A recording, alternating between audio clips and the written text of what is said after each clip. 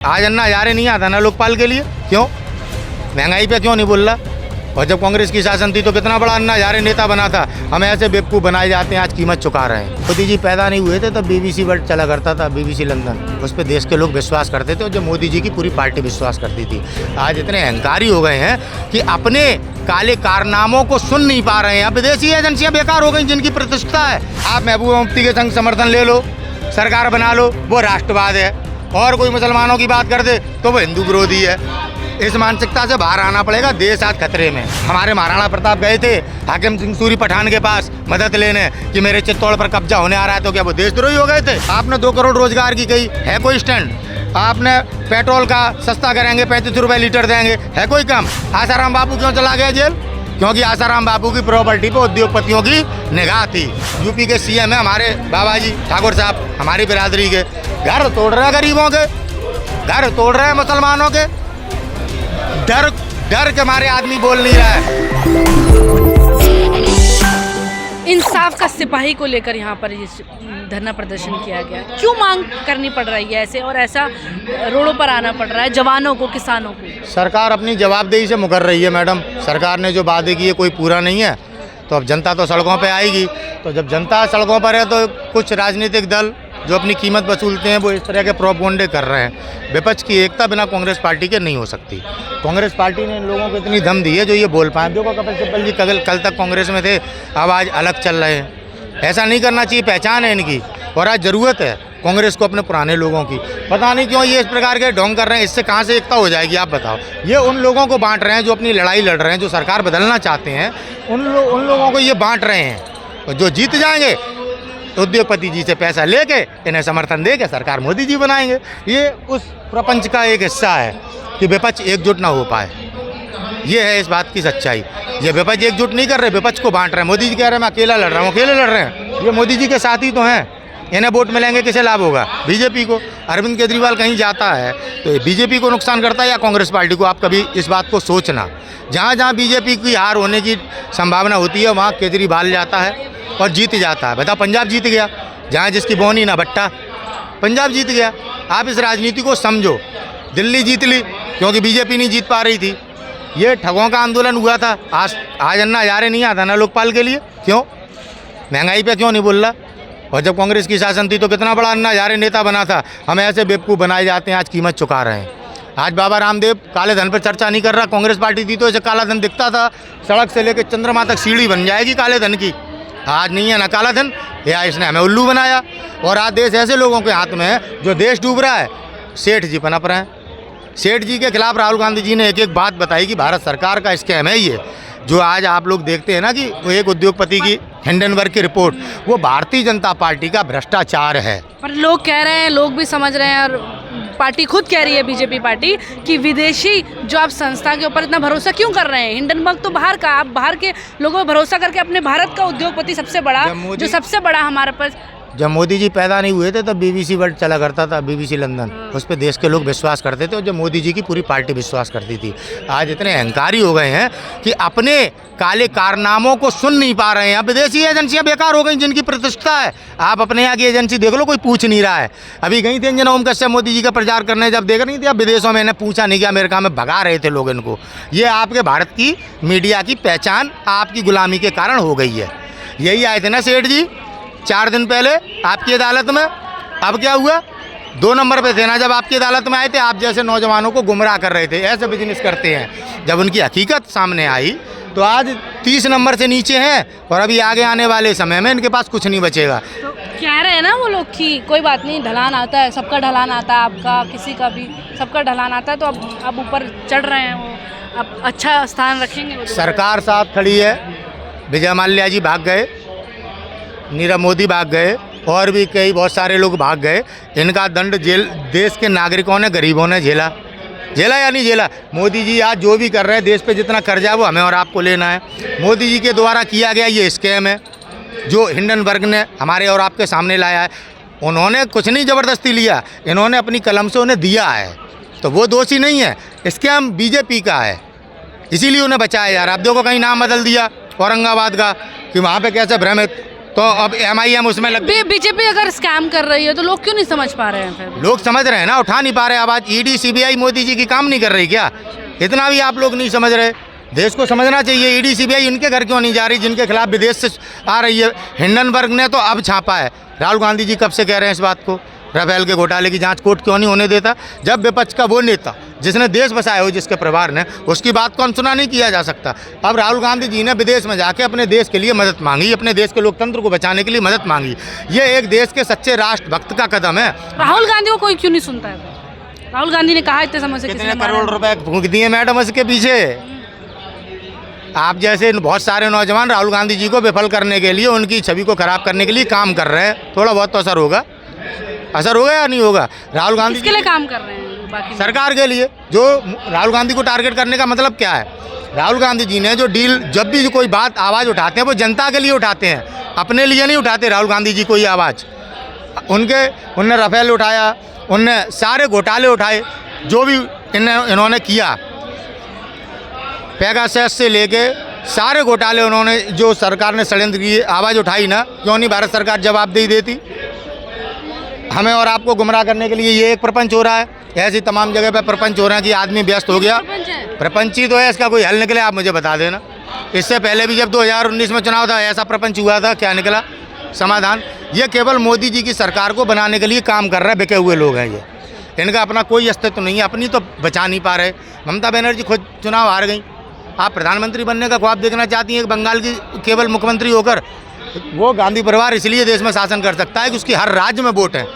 Mamata Banerjee UP में चुनाव लड़ ले, अपनी देखें कितने विधायक निकलेंगे।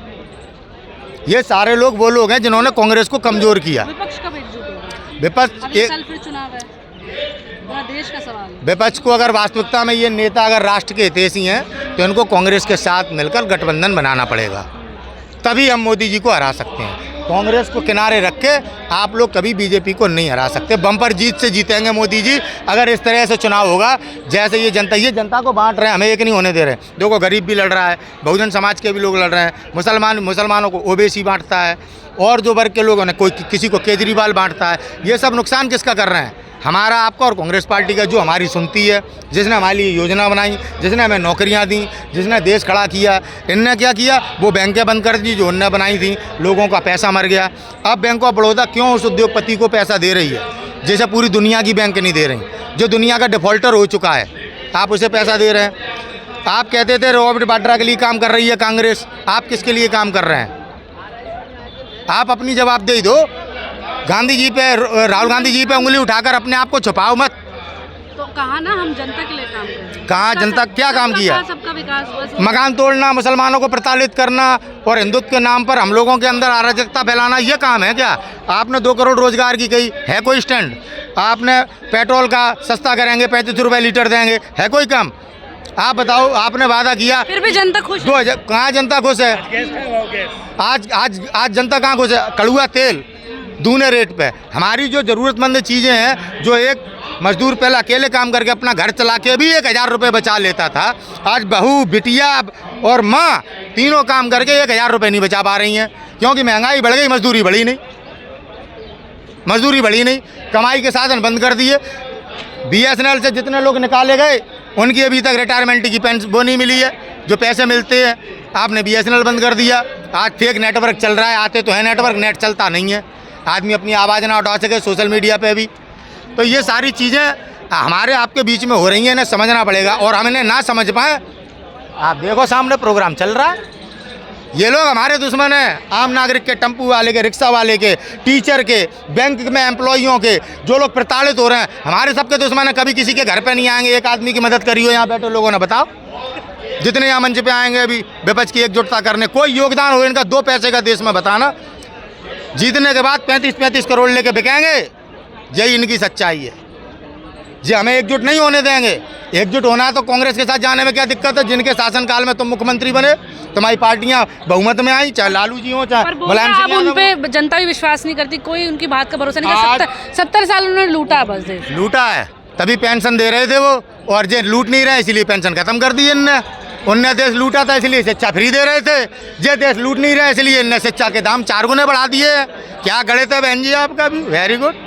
मेरा गणित नहीं है, लोग कह रहे थे, अलग अलग लोगों से बात कोई कर लोग रहे नहीं थे। कह रहे, आरएसएस के बजरंग दल के लोग जो ये गुंडाई करते यही तो कह रहे हैं। और सज्जन आदमी बोल नहीं पा रहा है, आरएसएस वाले पे घर में घुस के मारते हैं, क्रॉस लगाते हैं। आपने राम नाम पे चंदा नहीं दिया तो क्रॉस लग गया गेट पे, अब पूरा परिवार भय में पड़ा हुआ है। आपको अपराधी दिखाई देते हैं, साध्वी प्रज्ञा सिंह ठाकुर में आपको अपराधी नहीं दिखाई देता। यहीं बैठी थी वो बेटियां जो अपने शोषण के लिए आवाज़ उठा रही थी, ब्रजभूषण सिंह के लिए गया जेल। आसाराम बापू क्यों चला गया जेल? क्योंकि आसाराम बापू की प्रॉपर्टी पे उद्योगपतियों की निगाह थी। सारी प्रॉपर्टी आज आसाराम बापू की, कौन लोग बरत रहे हैं? देखिए आप क्या सच्चाई है। और हमें सच के साथ चलकर ही जीत मिलेगी। और जिसने हमें देश आज़ाद कराया, जिसने देश का निर्माण किया, वही हमारा हितैषी है। आज देश को एकजुट होना पड़ेगा।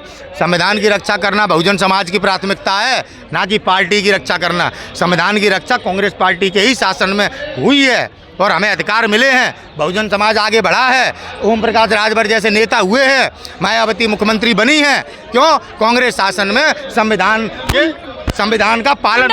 गुंडागर्दी की सरकार है बोलते हैं। किसकी है? पहले यूपी में गुंडा नहीं आते थे, थम जाते थे, अब गुंडों पे अब नहीं है गुंडागर्दी। लगाम लग गया। अब तो अब नेता गुंडागर्दी कर रहे हैं। हमारे यूपी के सीएम है हमारे बाबा जी ठाकुर साहब, हमारी बिरादरी के घर तोड़ रहे हैं, गरीबों के घर तोड़ रहे हैं, मुसलमानों के। डर के मारे आदमी बोल नहीं रहा है। आपको लूट नहीं हो रही, अब लूट इंटरनेट से होती है। ये लूट हो गई, बैंकें बंद हो गई, ये बंद हो गई। अच्छा अब बताइए, वो कह रहे हैं कि अवैध घर है तो वो तो बुलडोजर लगेगा ही उन पे, अवैध तरीके से जो घर बनाएगा। अवैध तरीके से घर ढूंढोगे तो भारतीय जनता पार्टी के नेताओं के सबसे ज़्यादा निकलेंगे। ये अवैध कैसे हैं? जब उन्हीं अधिकारियों ने परमिशन दी, आज अधिकारी बदल गए तो अवैध हो गया। बिना अधिकारी के परमिशन से घर थोड़ी बन गया है। किसी के मकान को अवैध आप ऐसे ही कह दोगे? आप एक महंत हैं, महंत की जगह पे आप राजनीति कर रहे हैं। अवैध तो आप हैं, ढोंगी तो आप हैं। आप मठ में बैठ के जय श्री राम करो ना। आप मुख्यमंत्री बनकर जय श्री राम के नाम पर आप गरीबों के घर तोड़ रहे हो, आम नागरिक को बोलने नहीं दे रहे। अभी बलवंत सिंह सेंगर को पुलिस डिपार्टमेंट ने लॉकअप में बंद करके मारा कानपुर देहात में। बाबा जी ने कितने पुलिस वालों के घर पर बुलडोजर चला दिया। बाबा जी पुलिस के माध्यम से अत्याचार कर रहे हैं हमारे ऊपर। लोग डर के मारे बोल नहीं रहे। तो ये इसका मतलब ये नहीं है कि क्राइम नहीं हो रहा, आवाज़ ही नहीं निकल रही। बाबा से लोग खुश हैं। योगी कहते हैं, यूपी में कहते हैं योगी आया तो तब से गुंडा राज खत्म हो गया। गुंडा राज लोग खत्म खुश हैं। गुंडा राज खत्म नहीं हो गया, लोग खुश नहीं है दीदी। लोग डरे हुए हैं। अच्छा। लोग बोल नहीं रहे हैं। आपको कहाँ से दिखाई दे रहा है गुंडा राज खत्म? फिर ये मकान नहीं टूटते, ठीक है, टारगेट करते हैं लोगों को। कहाँ से आपको लग रहा है गुंडागर्दी? अगर गुंडागर्दी खत्म हो गई होती तो एक नागरिक बोल रहा होता। अभी आंदोलन करने आते हैं, हमें यहाँ से डंडे मार के भगा देते हैं। अगर गुंडागर्दी नहीं हो रही होती, अगर सरकार विफलता नहीं होती तो आंदोलन हमें क्यों करना पड़ता? इतने विफल हैं बाबा जी, वो चुनाव नहीं करा पाए नगर पालिका के समय पे, सरकार चला नहीं पा रहे हैं। अबे हारा हुआ व्यक्ति डिप्टी सीएम है, दलाली की हद हो गई। अरे संजय निषाद को बना देते आप डिप्टी सीएम, वो जीता हुआ था। आपने केशव प्रसाद मौर्य को बना दिया। रोज़ रोज़ बेइज्जती करते हो बाकी केशव प्रसाद मौर्य की। और वो केशव प्रसाद मौर्य सबसे गंदा आदमी है। जब हार गया तो डिप्टी सीएम क्यों बनना है? क्यों? क्योंकि ये एक दलाली है। वो 35 करोड़ कोई ले लेता है। अब जो अपने वोट बैंक के मारे कि मैं भैया अपने समाज को भड़का दूंगा, 2024 में मोदी जी को हरा दूंगा, तो डिप्टी सीएम बना दिया है। ये कौन सी राष्ट्रवादी सरकार है? आप महबूबा मुफ्ती के संग समर्थन ले लो, सरकार बना लो, वो राष्ट्रवाद है। और कोई मुसलमानों की बात कर दे तो वो हिंदू विरोधी है। इस मानसिकता से बाहर आना पड़ेगा। देश आज खतरे में, संविधान अधिकार खतरे में। जज के अधिकार नहीं बचे जज के पास, डीएम के अधिकार डीएम के पास नहीं, पुलिस के अधिकार पुलिस के पास नहीं। कहाँ है बताओ? आप कह रहे हो देश खतरे में है, वो लोग बोलते हैं कि मुसलमानों से खतरा है। मुसलमानों से कोई खतरा नहीं, खतरा सेठ जी से और इनसे है। मुसलमानों से कोई खतरा नहीं। 30% हमारे देश की जीडीपी पे मुसलमानों का सहयोग है, 30%। अजीम प्रेम जी ने कोरोना में जितना दाम दिया वो मुसलमान है ना अजीम प्रेम जी? कौन से हिंदू उद्योगपति ने दिया उनके बराबर? कि खाम के हिंदू के नाम पे हमें हम लोगों को लड़ा रहे हो। अगर मुसलमान क्राइम करता है तो हिंदू क्राइम नहीं करता क्या? ब्रजेश ठाकुर क्रिमिनल नहीं है कि अतीक अहमदी क्रिमिनल है? हमारे समाज के ब्रजेश ठाकुर जी वो क्रिमिनल नहीं है। सुभाष ठाकुर जी हमारे समाज के वो क्रिमिनल नहीं है। फूलन देवी को मारने वाला क्रिमिनल नहीं है, ये भी तो क्रिमिनल है। इन्हें आप कैसे माफ़ कर सकते हो? अगर अतीक अहमद क्रिमिनल है तो ये भी क्रिमिनल है। शहनवाज हुसैन को जानते होंगे आप? हाँ, उनके ऊपर भी केस हुआ था। भैया शहनवाज हुसैन हिंदुओं के, हाँ तुम्हें नहीं मालूम? उनकी बहू कौन है? यही लफ्ज़ियात का पाठ पढ़ाते हैं साहब। दिक्कत ये है हमें, जय लफ्ज याद का। ये सुब्रमण्यम स्वामी रोज कांग्रेस की सोनिया गांधी जी को अपमान करता है। जिस विदेशी महिला ने आकर इस देश की सभ्यता को अपनाया और यहीं जी रही हैं, बड़ा दुख होता है इस देश के नागरिकों पर जो उनका मजाक उड़ाता है। आपने पूरी बात नहीं सुनी। हाई कोर्ट से उनको राहत मिल गई क्या बात की? इसी केस पर उन्होंने, कोई महिला ने उनके ऊपर आरोप लगाया था। हाँ, अरे वो तो इनके हर नेता पे आरोप है। अब हाई कोर्ट तो खुद यही लोग चला रहे हैं, राहत कहाँ से मिल जाएगी? इन्हीं का कोर्ट। अब प्रशांत भूषण जी सच्ची बात कह दें तो 1 रुपया जुर्माना लगा के अपनी इज्जत बचाने पड़ती है। इस स्थिति में तो देश के सुप्रीम कोर्ट की परिस्थितियाँ हैं बहन जी। ये है राष्ट्रवाद, हिंदू राष्ट्र का सपना दिखा रहे हैं जी, हमें अफीम चटा रहे हैं। अच्छा, तो एक सबसे बड़ा सवाल, हमने इतनी सारी चर्चा की, हर चीज़ में, हर मुद्दे में बात करी, तो बेरोजगारी, महंगाई, ये सब इन 2 चीज़ों में जो हमारी रोज़मर्रा की जो चीज़ें हैं इन्हीं में आती हैं। तो जनता क्या अब जागरूक से होकर अपना कदम आगे बढ़ाएगी? सिर्फ जागरूक होने से अब काम नहीं चलेगा, आप मानते हैं ये? जनता को अपने जो बंद गई है ना पार्टियों से, और पार्टियां जो इसका लाभ उठा रही हैं, जनता को ये भ्रम सभी पार्टियों के तोड़ने होंगे, सभी पार्टियों के। क्योंकि आज अपने वोट बैंक की ताकत पर हर पार्टी जनता का सौदा कर रही है, हमारी आवाज़ नहीं सुन रही। हमारी महंगाई से कोई मतलब नहीं है किसी विपक्ष के नेता को, कोई मतलब नहीं है। अपनी रोटी सेकना चाहते हैं, अपना पीएम बनने के लिए, स्वाद चखने के लिए आज देश की जनता का लाभ ले रहे हैं। इस महंगाई का लाभ उठा रही है टुकड़े टुकड़े वाली पार्टी। अब देखो मुसलमानों को भड़काता है MIM का अध्यक्ष। अगर तुझे मुसलमान बचाने हैं ना तो उनके साथ खड़ा हो जिनकी सरकार में तू बोल पाता था। आज तुझे दलाली करनी पड़ रही है, मुसलमानों को बेवकूफ़ बना रहा है, मुसलमानों को विभाजित कर रहा है और कह रहा है कि हम लड़ाई लड़ रहे हैं। आज मुसलमानों के घर टूट रहे हैं, उसका जिम्मेदार है ओवैसी। जिनने मुसलमानों के नाम पर कौन बदनाम है? कांग्रेस पार्टी, कि मुसलमानों की हितैषी है, हिंदू विरोधी है। आज उसको छोड़कर क्या मिला मुसलमानों को? क्या मिला मुसलमानों को? कुछ नहीं मिला। कहाँ इनको इज्जत मिल गई? कहाँ इन्हें कुछ मिल गया? आज देशद्रोही कहते हैं लोग इनको। इसीलिए कहते हैं कि तुमने उस प्लेटफॉर्म को छोड़ा जो तुम्हारे लिए लड़ा, जिनने तुम्हें इजाज़त दी इस देश में रहो। अच्छा, चलिए, आपको काफ़ी जनता सुनेगी, हमारे दर्शक सुनेंगे, उसके अलावा भी आपको लोग काफ़ी सुनेंगे, तो क्या कहना चाहेंगे ऐसी जनता को? क्या सीख देना चाहेंगे? राष्ट्र के लिए लड़िए, किसी पार्टी के लिए नहीं। जिनने साबित किया है, जिनने अपने देश के लोकतंत्र को जो दुनिया मजाक उड़ाती थी उनके सामने स्थापित किया है, आज उन लोगों के साथ खड़े होने की ज़रूरत है। जो हमारी लड़ाई लड़ रहा है, जो हमारे लिए बोलता है, आज उसके साथ देश के प्रत्येक नागरिक को खड़े होने की ज़रूरत है अगर आप राष्ट्रवादी हैं। आज विदेश चले गए राहुल गांधी जी, कहते हैं देश की इज्जत खराब कर रहे हैं। जब अपने देश पे आफत आती है तो सबके पास मदद के लिए जाना पड़ता है। यूक्रेन नहीं जाता क्या? हमारे महाराणा प्रताप गए थे हाकिम सिंह सूरी पठान के पास मदद लेने कि मेरे चित्तौड़ पर कब्जा होने आ रहा है, तो क्या वो देशद्रोही हो गए थे? महंगाई से कोई मतलब नहीं है किसी विपक्ष के नेता को, कोई मतलब नहीं है। अपनी रोटी सेकना चाहते हैं, अपना पीएम बनने के लिए, स्वाद चखने के लिए आज देश की जनता का लाभ ले रहे हैं। इस महंगाई का लाभ उठा रही है टुकड़े टुकड़े वाली पार्टी। का महंगाइयों का लाभ उठा रहे हैं साहब, देख लो क्या करा है इनने और ये क्या करेंगे और क्या कर सकते हैं। सोचो, बुद्धि दी है, व्हाट्सएप में मत बेवकूफ़ बनो। देश बचाओ, देश हमारा है, हमारे और आपके पूर्वजों ने बलिदान दिया है। ड्रामा करने वाले किसी के पूर्वजों ने बलिदान नहीं दिया, इस बात को याद रखना। जिन मुसलमानों को टारगेट करते हो, जब 62 की लड़ाई के बाद सेना पे हथियार नहीं थे तो 5 टन सोना दिया था निजाम ने। अच्छा, अब एक और सवाल, पीएम मोदी के अलावा कौन है? राहुल गांधी जी जैसा चेहरा है ही नहीं देश में कोई। जिस राहुल गांधी को बदनाम करने के लिए स्वयं पीएम मोदी पूरी ताकत लगाते हो, देश का उद्योगपति बड़े बड़े ताकत लगाते हो, वो कुछ तो होगा, कुछ तो होगा। प्रचार से थोड़ी किसी की वास्तविकता और चरित्र को बदनाम किया जा सकता है। राहुल गांधी जी ने अपनी वास्तविकता को स्थापित किया है और आने वाले दौर में इस देश को अगर दुनिया में शक्तिशाली देश के रूप में कोई स्थापित करेगा तो वो राहुल गांधी करेगा। इनने तो देश डुबा दिया, अब ये क्या कर सकते हैं? इनके पास कुछ बचा ही नहीं मोदी जी के पास। राहुल को पीएम के चेहरे पर मान पाएगी? ये नहीं मानने देंगे ना। ये सपने देख रहे हैं पीएम साहब बनने के, कहूँ अखिलेश यादव जी, कहूँ ममता बनर्जी, कहूँ KCR, इन्हें अपने राज्य चला नहीं पा रहे, अपनी स्वतंत्रता बचा नहीं पा रहे, सपने पीएम के देख रहे हो साहब। ये सबसे बड़े हमारे और आपकी एकता में शत्रु हैं, ये राज्य की पार्टी। ये प्रधानमंत्री बनना चाहते हैं। अरे देश बचा लो फिर बनने लो प्रधानमंत्री, और राज्यों में अपनी पकड़ बनाओ। एक एक राज्य में अब चुनाव जीतने की हिम्मत है नहीं, पीएम के ख्वाब देख रहे हैं, दिखाई नहीं पड़ रहा। तमिलनाडु में राज्यपाल हमारे संविधान का पालन नहीं कर रहा। जब देश में संविधान का पालन नहीं होगा तो देश खतरे में है, और संविधान का पालन नहीं होगा तो आप भी खतरे में। यूट्यूबर्स कितने बंद हो गए? गुंडे हैं क्या यूट्यूबर्स? पत्रकार जेल में क्यों है? अपराध